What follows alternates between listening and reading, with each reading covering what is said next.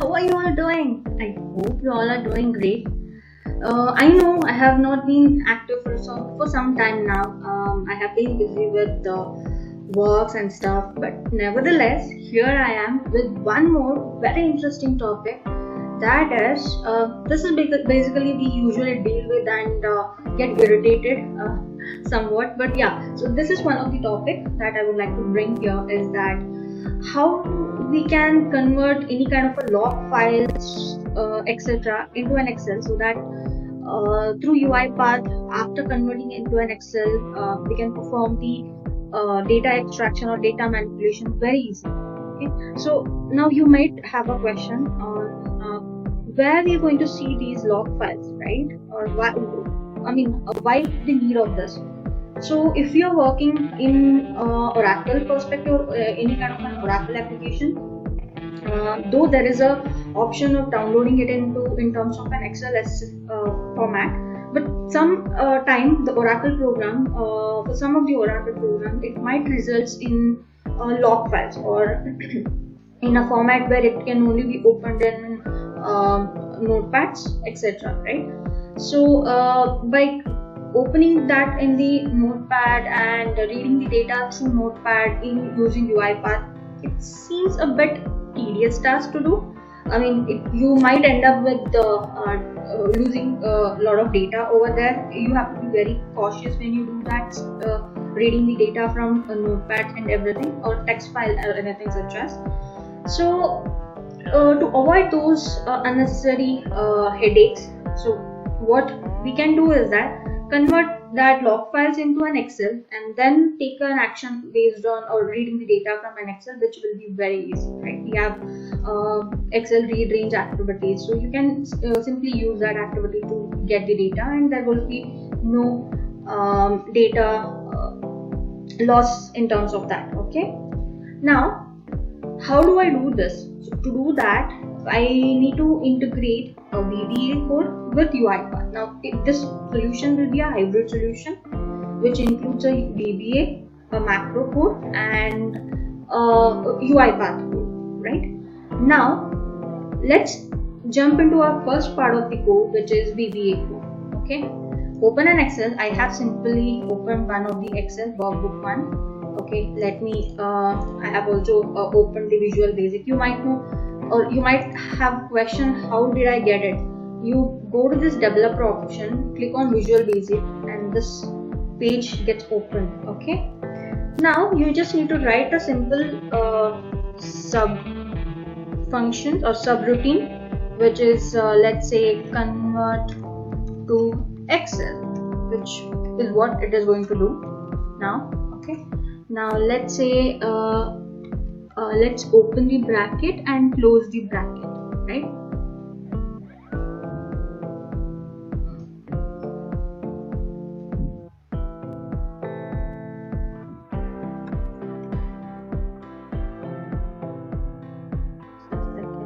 Right. Now, inside this, let's write,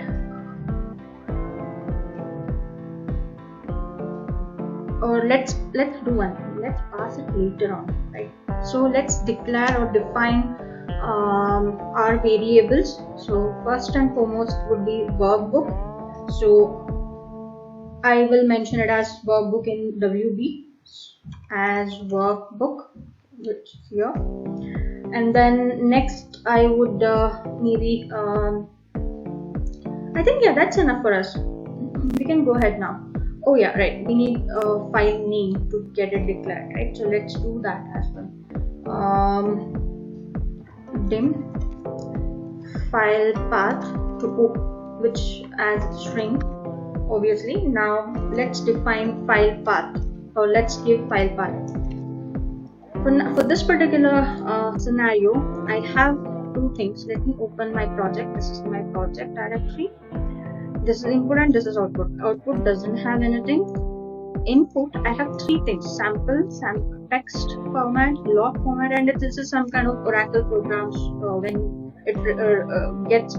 you get an output from Oracle program, sometimes you get it in this format. Okay, so it doesn't have much in it. It just have simple data. Okay, could just see the preview over here. Okay. See log files, right? So let's open it in here. See, it has some log.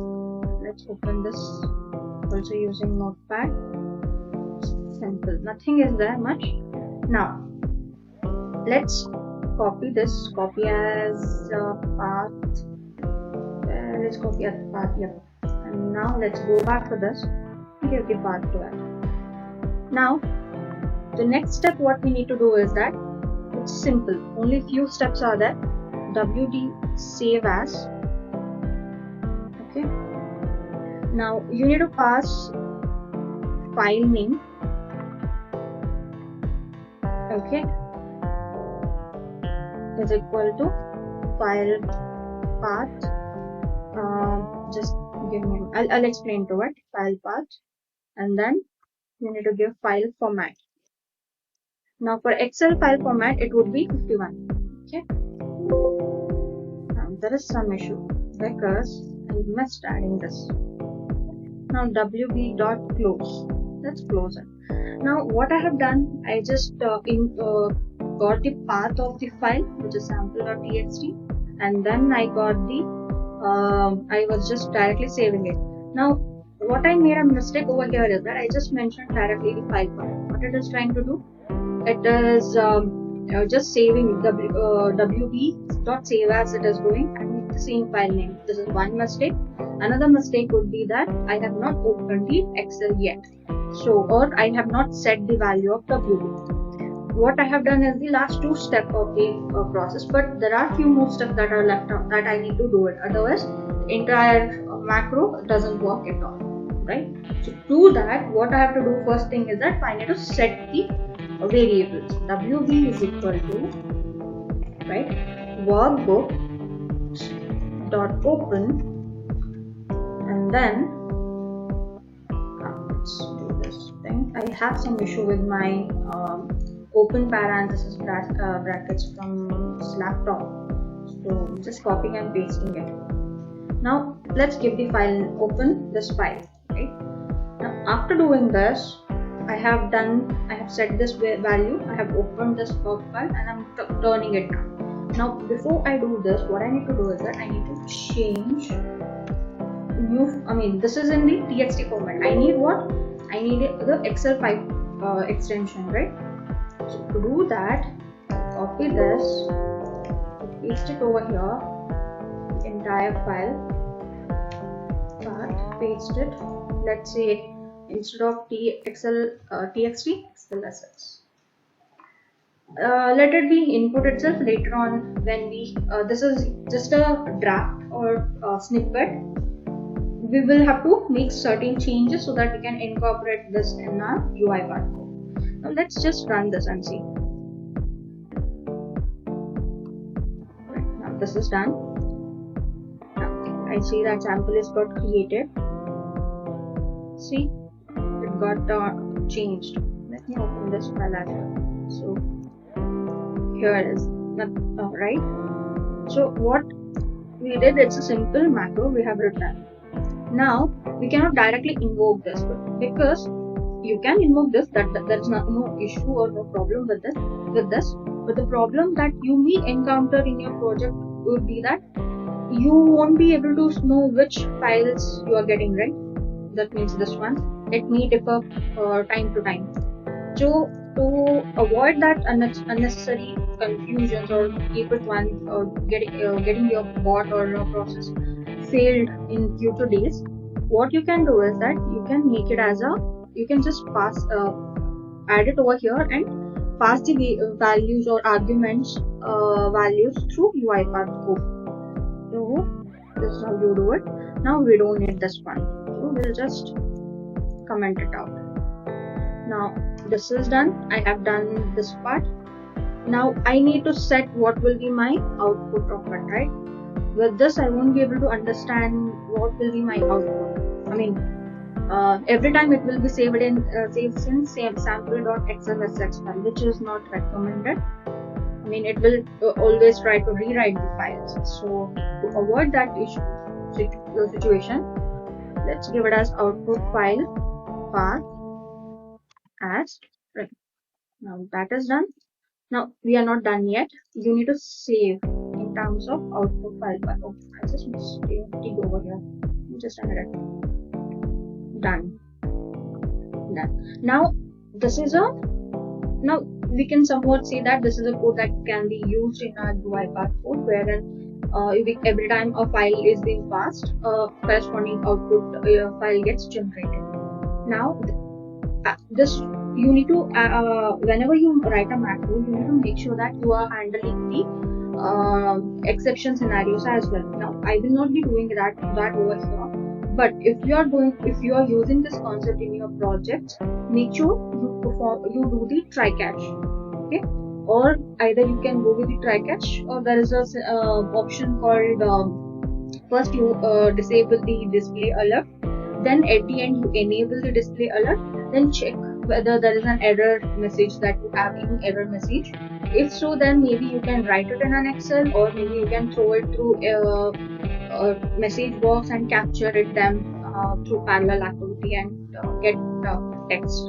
If you want that kind of scenario to help you explain how to perform the exception handling in macro and how you can combine these two, macro as well as UiPath, into one, let me know. I'll prepare a separate in detailed video for that, so I can help you throughout it. Okay, now let's keep this simple. Okay, now I'll just save this file. Let's maybe let me take the path of this path of this. Okay, so let's just give it over here. Let's say macro, and then save this as XLSM. Now here is the two things, just throwing some inputs for you.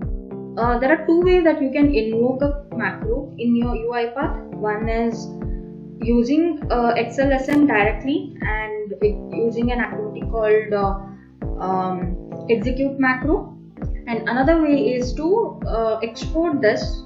Okay, there's somewhere called export option. Yeah, export here. It will save it in .bas file, or you can, instead of that, if you don't want to export and run through BAS file, you can save it in .txt file as well, and then use VBA invoke VBA and then run the macro. So both the options you have to run a certain macro. We are going with the first one. Now I'm done with it, so I'll just go to my code. Now over here, what I'll be doing is that Excel application scope. It looks like I don't have it, so let me just label activity. Just a second.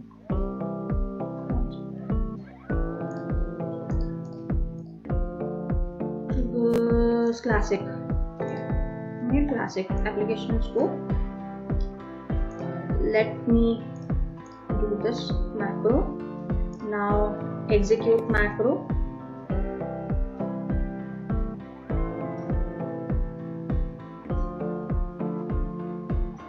Yep. Sure. Now what was my macro? I will just open this Excel again. Developer menu and then my macro, convert to Excel. Done. Right, so I just need to pass two parameters now, which I'll be passing over here. First and foremost would be, let me delete this, I don't need it anymore, right? Done. So this path, copy as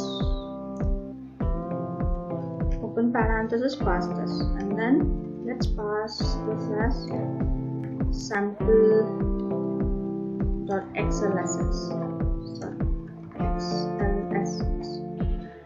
Done. So let's run this and see what's going to happen, right?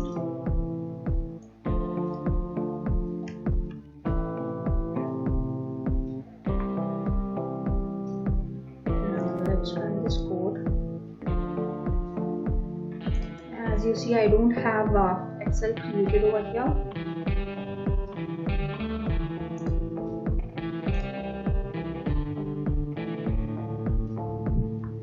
Yeah, looks like it is done. So let's see what it has created. If you see here, it's able to create this, right? Now let me close this. Okay, so let's add output WB and directly close book WB.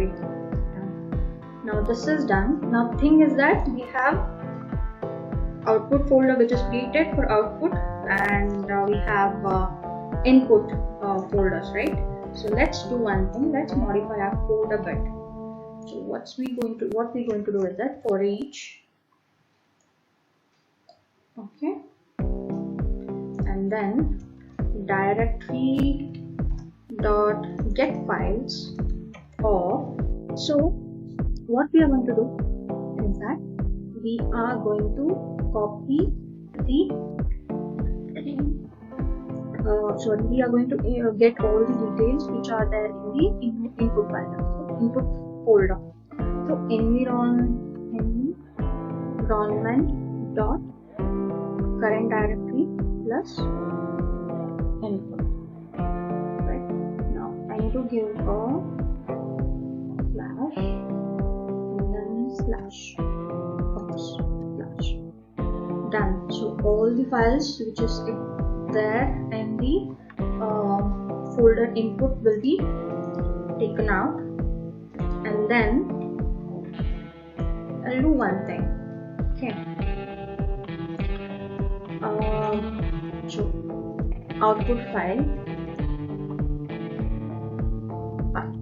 Let's prepare that. What we have, environment dot current directory, and then output, right? Now I need the file path. How do I get that? As path dot get file name current item. Done. Now let's move this over here. Copy the output file path and write all these things down, right? So first thing is that I need current and then output file path. Done. Now what we have done right now is that instead of passing individually these three files, we don't know. In future we may have 500 or 5000, who knows, right? So what we are going to do is that let what handles all these stuffs. So we're going to look through each files there in the input folder. We create a same file in different folder, which is output folder. So to do that, what we did is everything is same till out. Similar to till output, and then we got the file name from the current file name, right? And then those two things is being passed to the macro. And then the reason that I've added close workbook is that you might have observed the Excel, which was once it got completed, the execution got completed, Excel did not close. Actually, it was open. Why is because, let me show you. It's an interesting, a fun fact, I would say. There's an instance cache period is there, right? So around 3 seconds, this is 3 seconds. This is in milliseconds format, okay? So around 3 seconds, this Excel will be active. Once, the cache will be there. The cache will be there. So that's the reason this Excel was open. So what I did is, hopefully I'll be closing it as soon as the execution gets completed. Right. So let me close this Excel now. Okay, let's trigger this. Before that, let's cross verify. Output folder doesn't have anything. Input folder has 3 files. Let's run and see how what runs.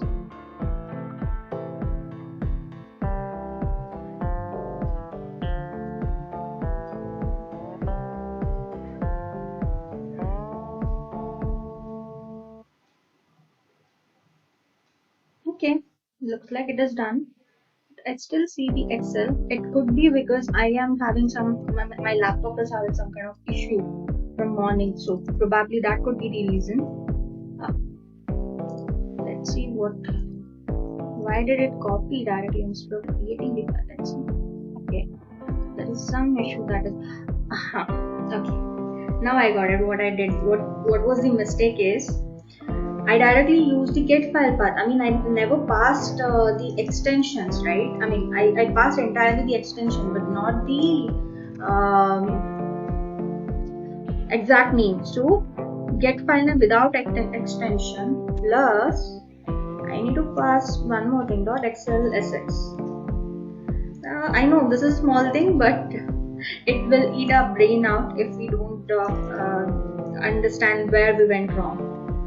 So yeah, now let's close this. I'm sorry about my issues once again, but yeah, nevertheless, that shouldn't stop us from coding. Okay, so let's see how things goes now.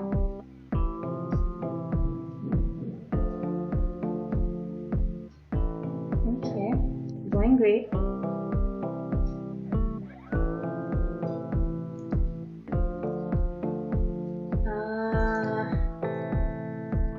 Let's see. See, all the 3 files are here.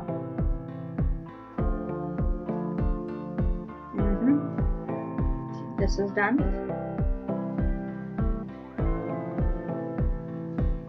This is also done. Ignore the top messages. Some kind of license issue I'm facing with the Excel. I'm not sure. I need to reach out to Microsoft on this. But anyways, so I'll just show you the inputs as well. Right. Okay, so that's what we do, and this is how we perform Excel operation. I mean, converting any files from Excel, that file type, any other type into Excel. Now, I tried with the Word document, but we need the functions libraries related to Word to be installed in our VBA. If you have that, then obviously you can do that also. So there are tutorial points that are available in online. You can refer them, how you can convert Word documents, PPT documents into Excel format. Okay, so yeah, go do some research and let me know if you have any more questions on it. I'm happy to answer to your question, and hopefully I'll get back to you in another 3 to 5 days.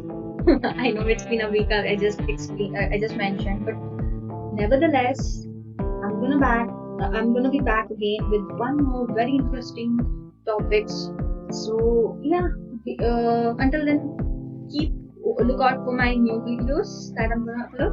So until then, have a great day, have a wonderful weekend, and yeah, bye bye.